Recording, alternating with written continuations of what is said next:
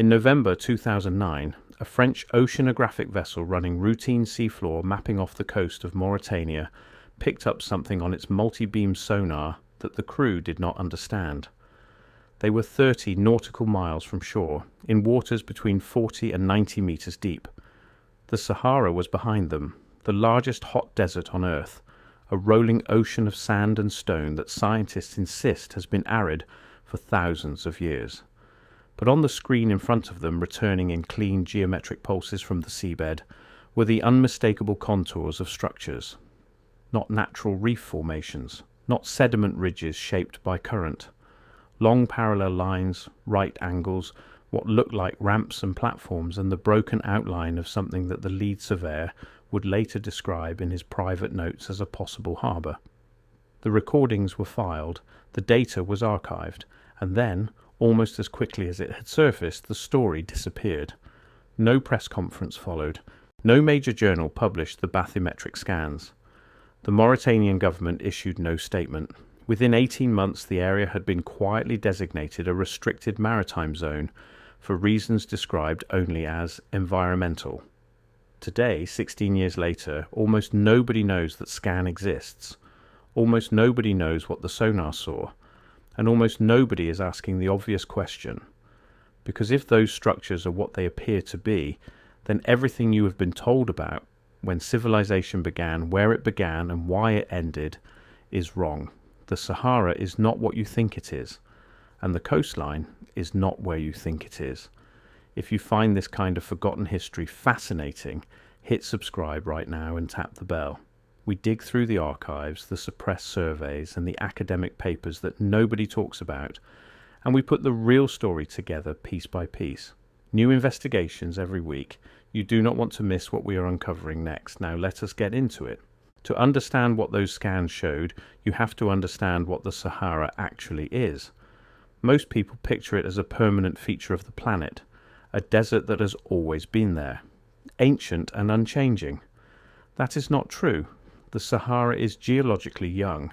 It is a desert that exists today because of climate cycles, and within the lifetime of human civilization, it was something else entirely. Around 12,000 years ago, as the last ice age ended, the rains came. The Sahara began to fill with water. Lakes appeared where there are now dunes. Rivers carved through what is now stone. Grasslands stretched across thousands of kilometers, dotted with hippos and crocodiles and elephants.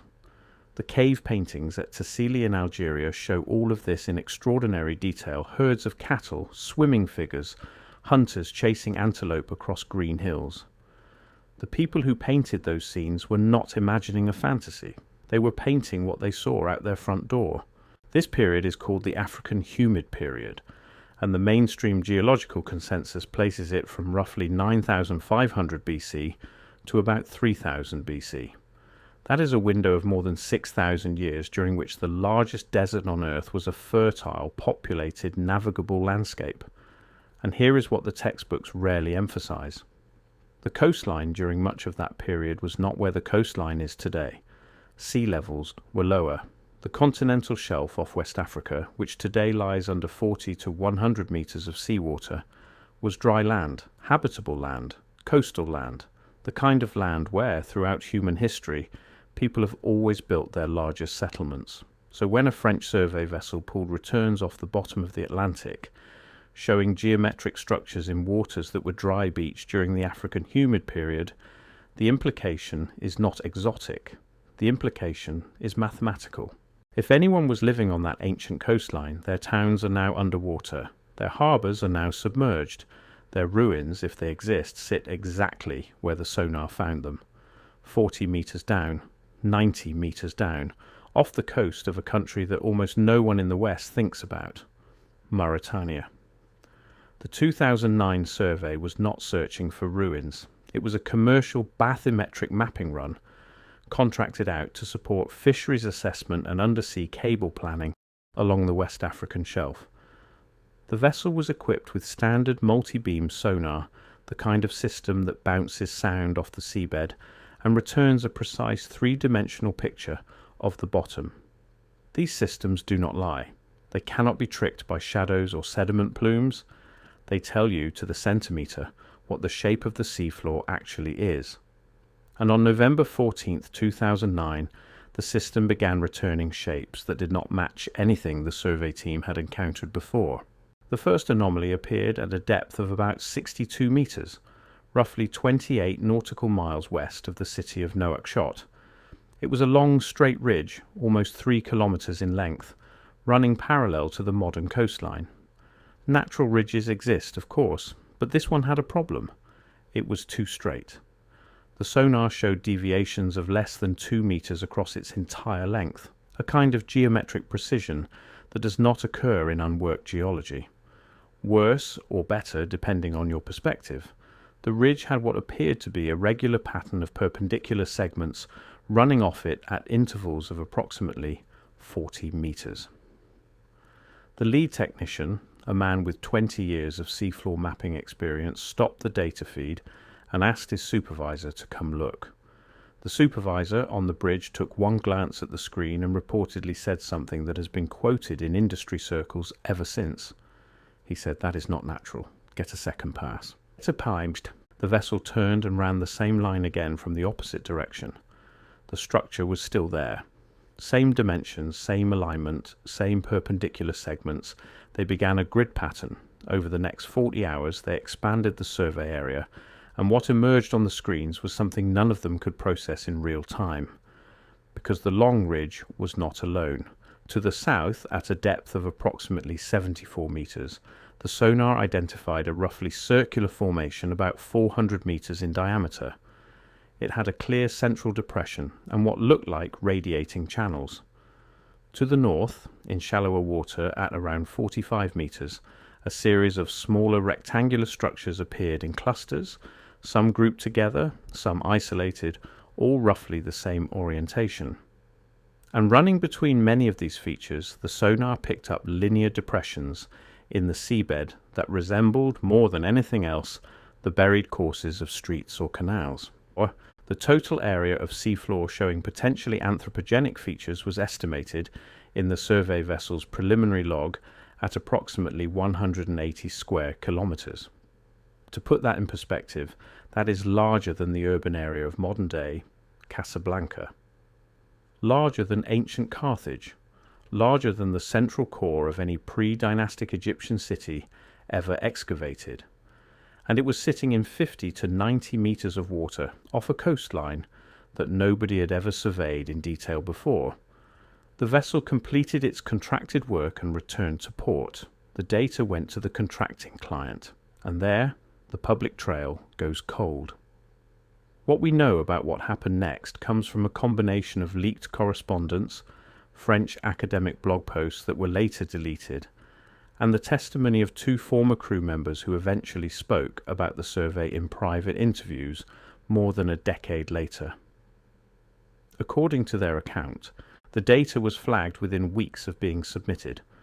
A small team from a French Marine Geology Institute reportedly began an analysis. Within months, that analysis was halted. The official explanation provided to the survey company was that the structures were almost certainly natural, the result of differential erosion of underlying geological strata, and that further investigation was not warranted. The survey area was then handed over to Mauritanian authorities, and by mid-2011 a maritime exclusion zone had been established over much of the surveyed area, prohibiting commercial fishing, recreational diving, and unauthorized scientific research. The official reason given was the protection of a sensitive marine environment. No specific environmental study supporting that designation has ever been published. Now, you have a choice in how to interpret this. You can take the official explanation at face value. The structures were natural. The exclusion zone was environmental. The story dies there. But that interpretation requires you to ignore several things. It requires you to ignore the fact that natural geological erosion does not produce 3-kilometre ridges with sub-2 metre deviation in straightness. It requires you to ignore the fact that perpendicular branching at regular 40-metre intervals is not a phenomenon described in any sedimentological literature. It requires you to ignore the fact that circular formations with central depressions and radiating channels in the context of a former coastal plain, look exactly like silted up harbours. And most of all, it requires you to ignore the broader context, because the 2009 Mauritania survey is not the only evidence that something was on that coastline. It is just the most recent. In 1933, a French colonial geologist named Théodore Monod, who would go on to become one of the most respected Sahara explorers of the 20th century, published a brief paper noting the presence of what he called anomalously large stone arrangements at multiple points along the inland edge of the modern Mauritanian coast. He photographed alignments of basalt blocks weighing several tons each, set in patterns that he found difficult to attribute to natural processes. His Berber guides told him the stones had been there since before any of their grandfathers, and that the old people called them the markers of the lost shore. Monod noted this in his journal but did not pursue it. By the time he returned to France, the war was approaching, and the photographs and notes were filed in an institutional archive where they remained largely unread for decades. A Senegalese researcher later referenced Monod's stones in a footnote and suggested they might represent the inland boundary of a civilization whose primary settlements had moved or been destroyed by rising waters. In 1985, a Soviet oceanographic mission collecting current data off the West African shelf reported anomalous sonar returns at depths of 50 to 70 meters. The Soviets, lacking the geopolitical interest in Mauritania that the French had, simply published the data in a fisheries research bulletin without comment, and the report was effectively buried in the Russian-language scientific literature. A retired oceanographer who participated in that mission, interviewed in 2018 about an unrelated topic, casually mentioned that his team had joked at the time that they had found Atlantis off Africa. He said it as a joke, but he also said the structures looked nothing like normal seafloor. In 1997, a Mauritanian fisherman working a deep water trawl about 30 miles offshore brought up in his net what appeared to be a worked stone object. It was photographed before being reportedly confiscated by port authorities. The photograph, which still circulates in obscure corners of the internet, shows an irregular block of dense dark stone with what looks like a deliberate channel cut along one face. The fisherman claimed his nets had been catching strange objects for years in that area, including pieces of what he insisted was pottery, fragments that crumbled to dust within hours of being brought to the surface. No museum or research institution ever requested access to the photograph or the fisherman's testimony. In 2003, a French satellite imagery analyst working for a private firm published a paper in an obscure remote sensing journal noting that high-resolution synthetic aperture radar imagery of the West African shelf showed what he described as faint linear and rectilinear features at depths consistent with the late Pleistocene coastline. He proposed that further investigation was warranted. The paper received 0 citations. He left the firm 3 years later and stopped publishing on the topic. So when a survey vessel in 2009 picked up structures on multi-beam sonar that no one could explain, the story was not new. The story was just receiving its highest resolution data point yet.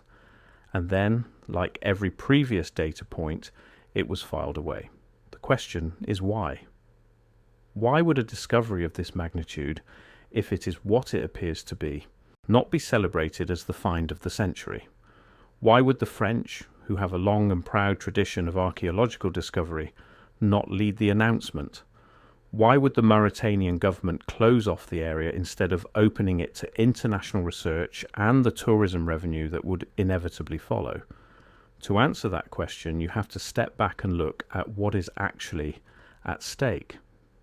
Mainstream archaeology operates on a chronology that places the first true cities, with monumental architecture and complex civic organization, in Mesopotamia around 3500 BC. Egypt follows shortly after. The Indus Valley a bit later, China later still. Nothing before that. The official position is that prior to roughly 5,500 years ago, human beings lived in scattered villages and small agricultural settlements and that the leap to urban civilization was a Mesopotamian invention that spread outward from there. This is the framework on which every general history textbook in the world is built. It is the framework that determines which sites get funding, which discoveries get published, which careers get made, and it is the framework that does not have room for a 180 square kilometre urbanized coastal zone in West Africa during a period when the Sahara was green and the sea level was 60 metres lower. If those structures off Mauritania are what they appear to be, the chronology breaks, because they would have to date from before the sea rose to its current level. Sea level rise of that magnitude in that region occurred between approximately 14,000 and 7,000 years ago. That places any settlement on that coastline at minimum 7,000 years before the supposed birth of urban civilization in Mesopotamia. And that is not a small adjustment. That is a complete inversion. It would mean that complex coastal civilization existed in Africa on the western edge of what is now the Sahara during the period when the Sahara itself was a green and habitable continent within a continent. It would mean that the spread of civilization, if it spread at all, may have moved north and east from West Africa, not the other way around. It would mean that everything written about the origins of agriculture, urbanism, monumental construction and state-level organization is built on a foundation that is missing its first 6,000 years. And it would mean that the cradle of civilization, the actual cradle, is sitting under the Atlantic Ocean, where almost no one is allowed to look. This is why the discovery is dangerous, not because the structures themselves pose any threat, but because the implications of confirming them would invalidate enormous quantities of established scholarship. Tenured careers have been built on the Mesopotamian primacy model. Museum collections are organized around it. Tourism economies in Egypt and Iraq and elsewhere depend on the public believing that those regions are where it all started. And there are deeper political dimensions as well.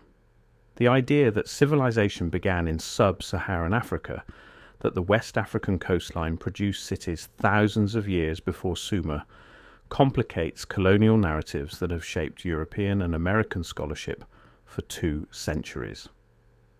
It complicates the post-colonial narratives of certain North African and Middle Eastern states whose national identities are tied to being the inheritors of the world's first civilizations. There are a lot of people in a lot of places who would prefer that the seafloor off Mauritania remain quiet. But the data does not care about preference. The 2009 sonar returns exist. They are sitting in archives, in hard drives, in the memories of people who saw them, and every year more pieces of the puzzle surface. In 2012, a paleoclimate study reconstructed the path of an ancient river system that flowed through what is now central Mauritania during the African humid period. The Tamanrasset, as it has been named, was a continental scale river comparable in volume to the modern Nile. It flowed for thousands of kilometers across the Green Sahara before emptying into the Atlantic. Its mouth, according to the reconstruction, would have been almost exactly where the 2009 survey found its largest cluster of geometric features. A river delta of that scale, in any other context in the ancient world, would be exactly where you would expect to find a major civilization. The Nile gave us Egypt, the Tigris and Euphrates gave us Sumer, the Indus gave us Harappa, the Yellow River gave us early China. There is no reason a continental scale river flowing through a green and fertile landscape would not have produced a comparable civilization at its mouth, and there is every reason to believe one did. In 2015, a small team of Spanish researchers working with Mauritanian co-authors published a paper in a regional journal noting that pottery fragments collected from inland desert sites in central Mauritania showed a stylistic continuity with much later coastal West African ceramic traditions.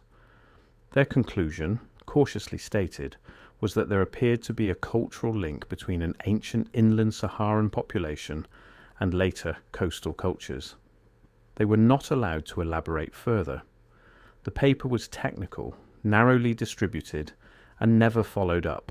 In 2018, a satellite remote sensing study using ground-penetrating radar simulations of the Saharan subsurface identified what its authors described as a distributed network of linear and circular anomalies extending across hundreds of kilometers of the Mauritanian and Malian desert. They proposed these might represent buried roads, structures, or hydraulic features from the African humid period. The paper was published in a specialized journal with a small readership. No major news outlet picked it up. In 2020, a Mauritanian archaeology graduate student attempted to organize a small expedition to collect surface samples from one of the inland sites flagged in the 2018 study. Her permits were denied. She moved her thesis topic to a different period. The pattern repeats. Every researcher who has approached this material from a different angle ends up encountering the same wall. Funding dries up, permits are denied, papers are buried, areas are restricted. And the seafloor off Mauritania, where the 2009 sonar found a city, remains officially empty.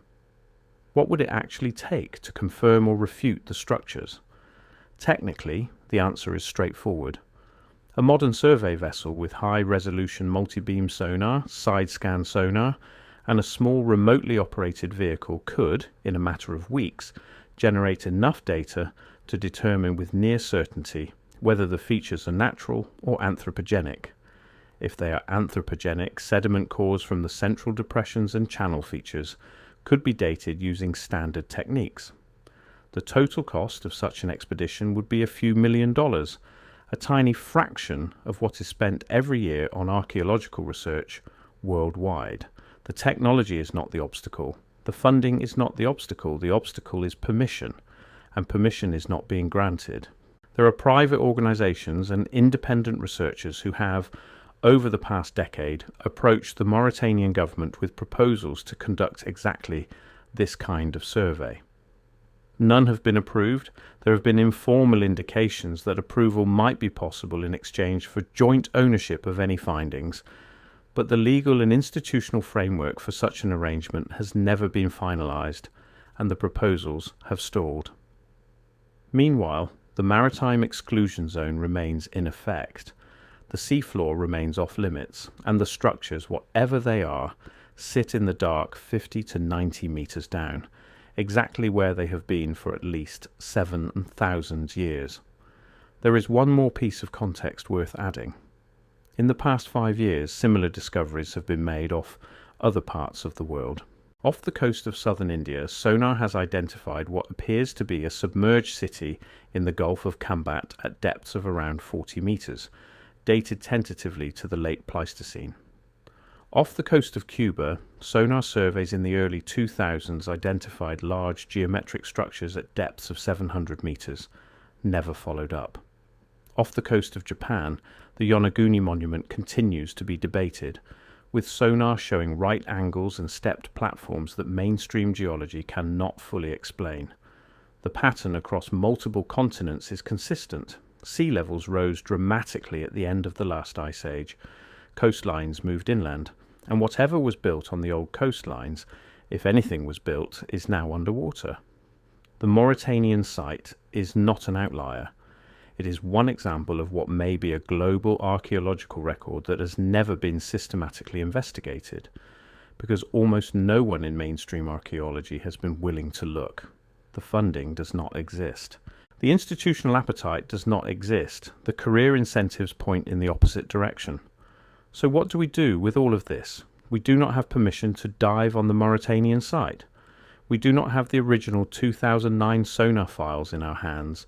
We have leaked accounts, deleted blog posts, retired oceanographers reminiscing, fishermen with confiscated photographs, footnoted papers, and a maritime exclusion zone that no one will explain. It is not proof, but it is something. It is the kind of trail that, if followed honestly, leads to a question. The question is not whether ancient civilizations existed where the sonar found structures. The question is why we are not allowed to find out, why the data is locked away, why the area is restricted, why every researcher who tries to look encounters the same friction, why a discovery that, if confirmed, would rewrite the textbooks is being treated as an inconvenience rather than an opportunity. There is no version of the answer to those questions that flatters the institutions involved. Either the structures are natural, in which case the exclusion zone and the secrecy are wildly disproportionate, or the structures are not natural, in which case we are looking at an active and ongoing suppression of what would be the most important archaeological discovery of the past century. The history of science is full of moments like this. The Piri Reis map sat in an Istanbul archive for centuries before anyone realized it appeared to show the coastline of Antarctica beneath the ice.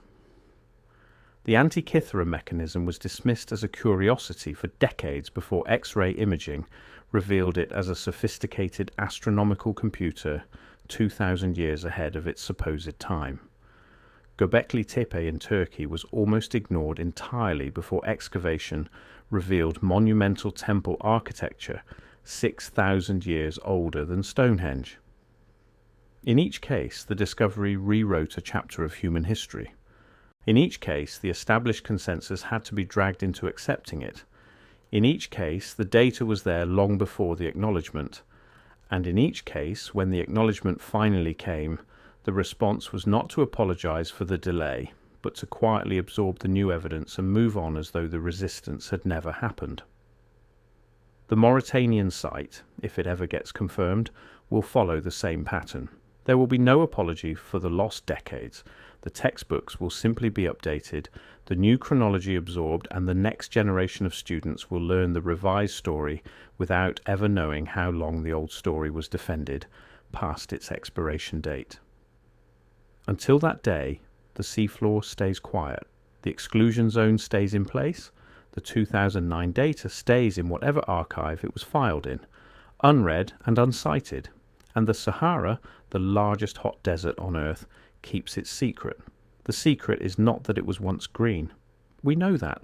The secret is what was built there, and on its ancient coastline during the thousands of years it was green. The secret is what happened to the people who built it, where they went when the rivers dried up and the sea rose, what they took with them and what they left behind. The secret is a chapter of human history that may have been the first chapter, the chapter that came before everything we have been told was the beginning. And that chapter is sitting in waters off Mauritania, waiting for someone with the authority and the will to read it. We will keep watching this story. We will keep looking for the leaked data, the testimonies, the satellite imagery, the sediment cores, the cracks in the official narrative wide enough to see through, because eventually, on a long enough timeline, the truth surfaces. Sometimes it takes a century, sometimes it takes a survey vessel running a routine mapping run on a quiet November afternoon. The data is already collected. The structures are already there. All that remains is for the world to be ready to see them. If this is your first time on the channel, you should know that this is what we do here. We dig through the archives, the suppressed surveys, the academic papers buried in obscure journals, and the testimonies of the people who were actually in the room when something happened. We connect the dots that the textbooks leave disconnected, and we tell you the story that the official sources will not. Subscribe right now if you want more. The next investigation we are publishing looks at the Tamanrasset River system in detail, the lost continental river that flowed through the Green Sahara, and the cluster of inland sites along its banks that nobody is allowed to dig. It connects directly to what we just covered. You do not want to miss it. Hit the bell so you get notified the moment it goes live. And in the comments, tell us what you think. Were those structures natural, or are we looking at the lost coastline of a civilization that came before everything? We read every comment. We will see you in the next one.